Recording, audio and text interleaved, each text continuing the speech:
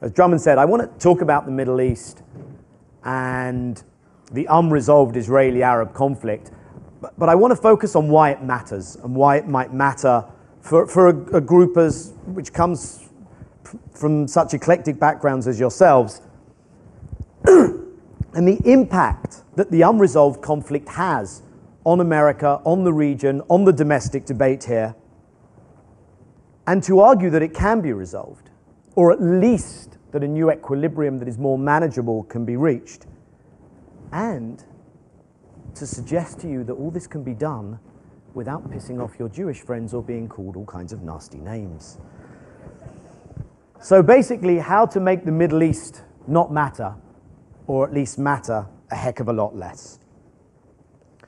First of all, as I'm speaking, literally, a certain senator from Illinois, who's been mentioned a couple of times here, is landing in Israel. Now, we all know that the Tides agenda was defined months ago. We all got the program ages ago, and the Barack Obama visit was only decided a couple of weeks ago. And I think that shows the power relationship there. Tides said, we're going to be talking about Israel-Palestine. Barack, you get over there, make it relevant. Drummond's clearly a serious player. Let me start with a bit of descriptive scene setting before I try and look at some problem solving.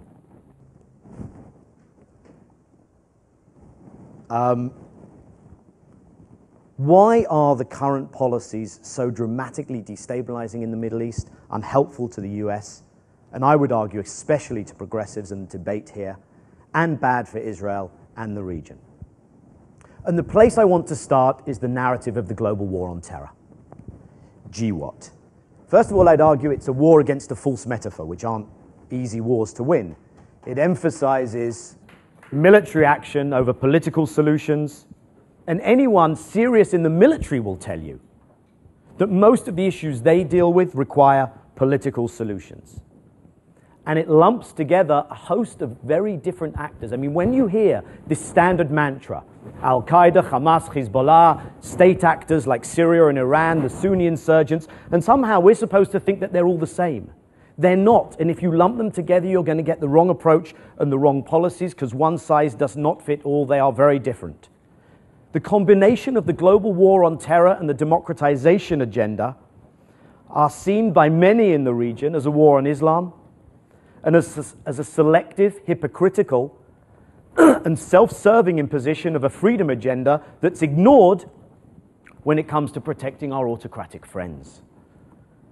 Most importantly, it says that US policies don't matter and they never can matter because they hate you for what you are, not what you do. And the minute you remove that from the equation and you say it doesn't matter what we do because this is good against evil, and these people are born evil, then that absolves you of any responsibility for any of your policies. It gives you a blanket pass on everything. And that equation has succeeded here for too long, because what it means is you avoid looking at grievances and root causes.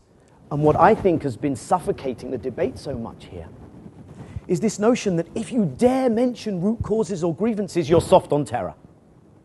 You're an apologist for the terrorists, and you can understand the sense of fear that has gripped this place since 9/11.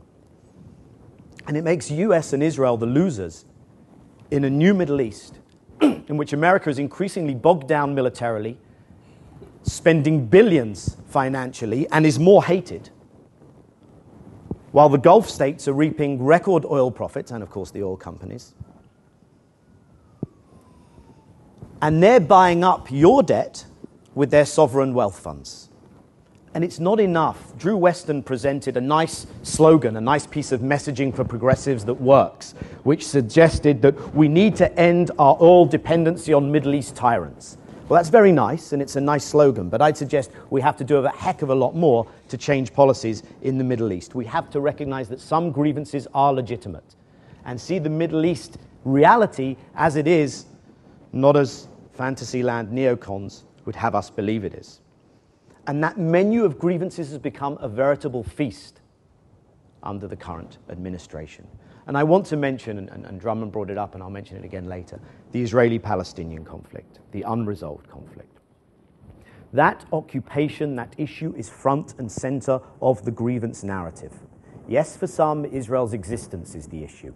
But I would argue, and the polls suggest, that for the majority in the Middle East, it's the occupation, stupid. It's something that can be addressed. It's the daily images, not Israel's existence, that it's the problem, and that can be addressed while still maintaining Israel and Israel's security. And the US is blamed, often with good reason, as being the great enabler of what goes on there. Used by Al-Qaeda to recruit, used by Iran to make Israel a focus of attention, to speak above Arab leaders to the Arab street and to the Muslim world. It makes America's allies extremely antsy and embarrassed, and it fails to, maintaining that grievance fails to drain the swamp from which I think America's real allies draw so much succor. And the other thing is that all the great ideas and great plans that we've spoken about here, and many of which require some government attention, some government money, some government action, that is made so much more difficult, as you all know, when you have a war raging that's costing trillions in Iraq, and how much more difficult would that be if that is repeated in Iran? The potential to derail everything is huge. Look, I think America is going to be stuck with a major Middle East role for the foreseeable future. One, because even the best increasing energy independence and alternative sources policy is not going to reap massive benefits in the next administration, first or second term. The American relationship and closeness to Israel will continue. And so the question becomes, do we just say those are a given and let's just carry on getting bogged down, or do we try and change the equation? Do we try and change the way we look at things? And I think part of the weakness of the pushback, and we had John Edwards here, and you may not remember, but in John Edwards' campaign, he actually tried using the language of pushing back against the war on terror narrative in a certain stage in his campaign. Unfortunately, it didn't really catch on and others didn't use it. But I think part of the weakness in pushing back against that narrative, sure, part of it was that Democrats had internalized this sense that we can't talk about national security. Oh no, that's weak. Let's always shift the conversation and talk about something else. But I think part of it is that you really can't begin to address that issue unless you're willing to talk about Israel. And the Jon Stewart clip was all about how we can't talk about Israel and the Palestinian conflict in this country.